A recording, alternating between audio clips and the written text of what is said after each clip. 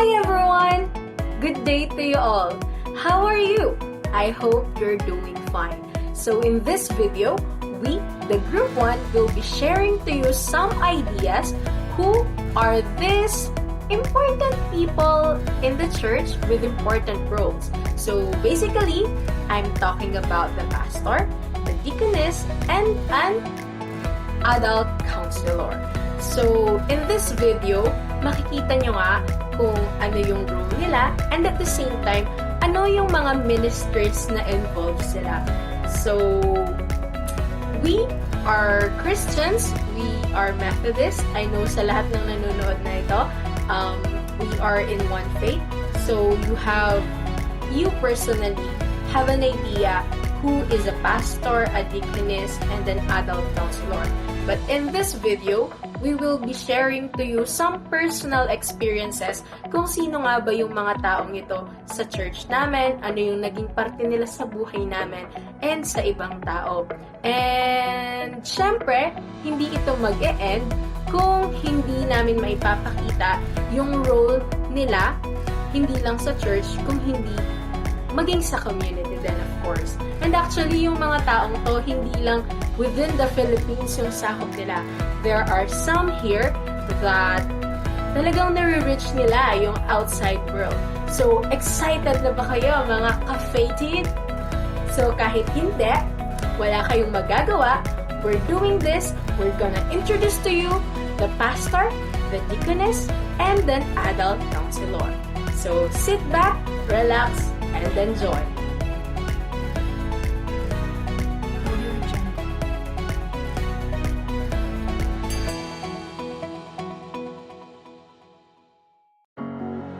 Pastors are the leaders of a church. They have many other duties aside from giving sermons. As a pastor, they also provide spiritual leadership to members of a church. Aside from giving sermons, preaching, and conducting worship services, they also provide care and counseling to church members and assist them in crisis situation. They also required to officiate at special services like confirmations, weddings, funerals, and many more. As part of their ministry as well is through demonstrating selfless dedication to others, whether it be ministering at a hospital, correctional facilities, or assisted a living center. Pastors have seemingly endless responsibilities on their plate that include responding 24/7 calls from our church members. Sa bawat ministeryo na ito ay may kaantabay na deaconess at ilang mga church members ang pastor. Kasama niya ang mga ito sa mga activity ng church at maging sa community kung saan sila kabilang, kagaya ng Bible study, visitations, prayer meeting, outreach ministries, at marami pang iba. And to give you more information about this, continue to watch this video. Satan wants to win our lives. Bakit niya ba gusto pinupuntilya yung buhay natin? Kasi umpisa pa lang, alunan ang kaaway. Nung ipako ang Panginoong Jesucristo sa krus ng Kalbaryo, ito'y nagsisimbolo na nanalo tayo sa kamandag ng kasalanan at ng kamatayan. Which is, ito yung pinangangawakan ng kaaway ng maging kapangyarihan para i-win yung buhay natin. Alam nyo, alas tayo ng Diyos. At tayo yung pinupuntirya ng kaaway para mapalayo tayo sa Panginoon. Bakit? Kasi marami kang kaya gawin para sa Panginoon.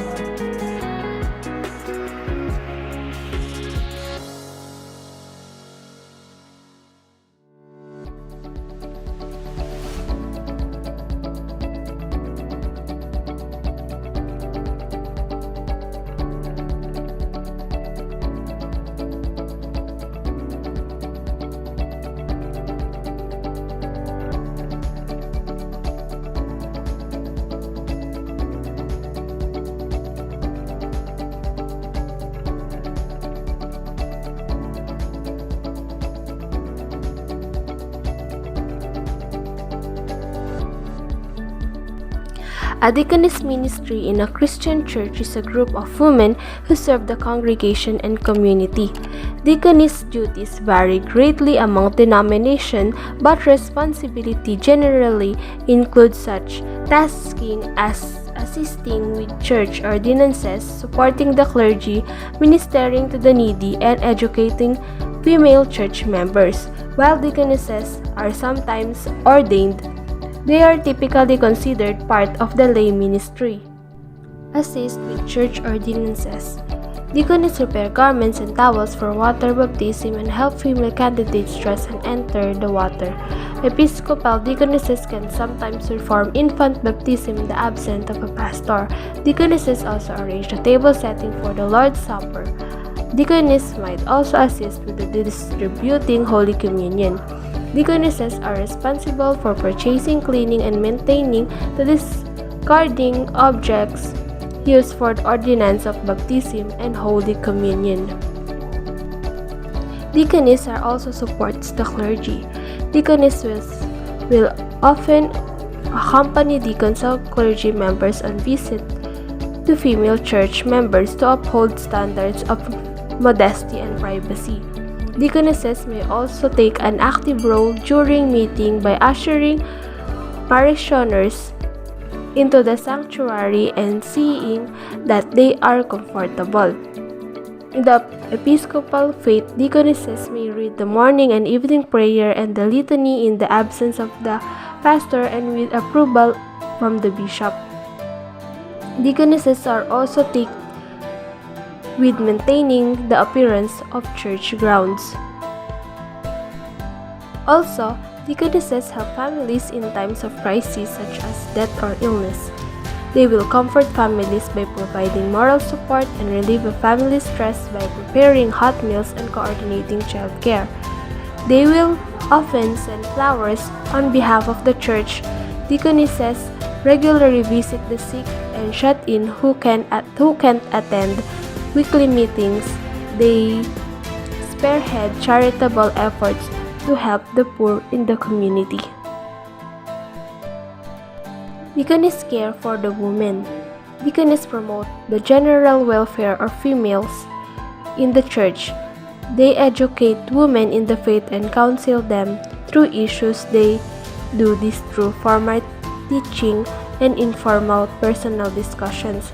Deaconess may even organize wedding or baby showers for women associated with the church to show support and joy for life's milestone.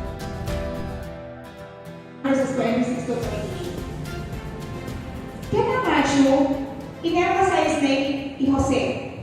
At kaya naman Luke, in-emphasize ng Luke rin ni Maria. Yan ang karakter po kaining kwento. At ito pong similarity.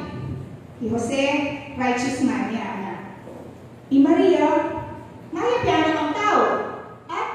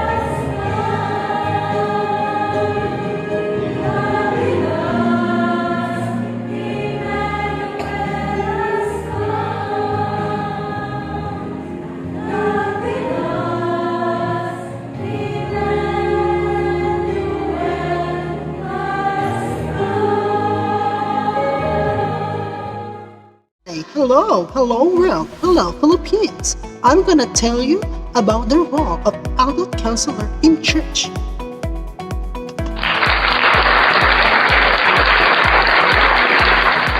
The adult counselor in church, the ecclesiastical organization of the Church of Jesus Christ of Latter-day Saints, primarily administered by presidency. From the highest governing body in the church, the first presidency to local congregations, each of these presidencies is composed of president and two counselors. One exception to this format is found in local wards, where the lay leader is called the bishop, the two men who assist him or still referred to as counselor. Regardless of the administrative level, the purpose of counselor is to provide help and support to the president or bishop. The counselors perform various spiritual and administrative duties as assigned by the presidents of bishop and fill in with the president of bishop is unavailable. Depending on the organization, this counselor can be men or women of all ages. For example, the counselor in state presidency are adult men, while the counselor in a deaconess quorum are boys between the age of 12 and 13.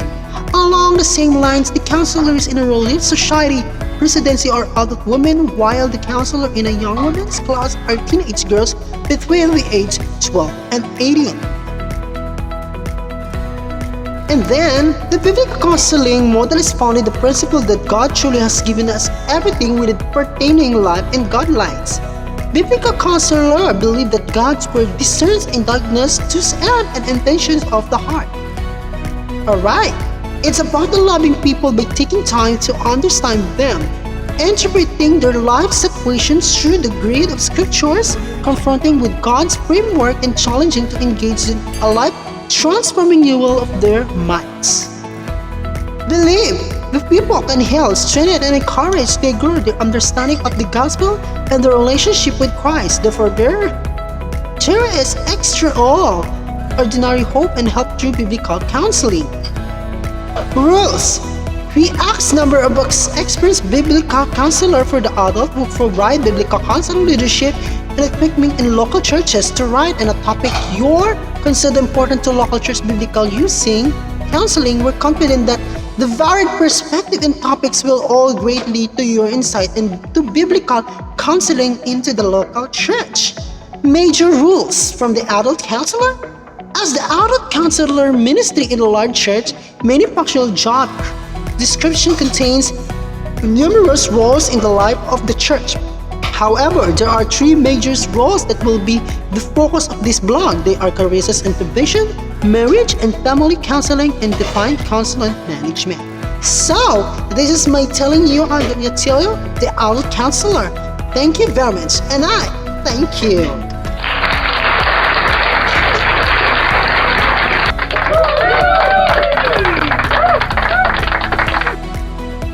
All ministries were done and witnessed personally by us. But upon thinking and observing, there were actually more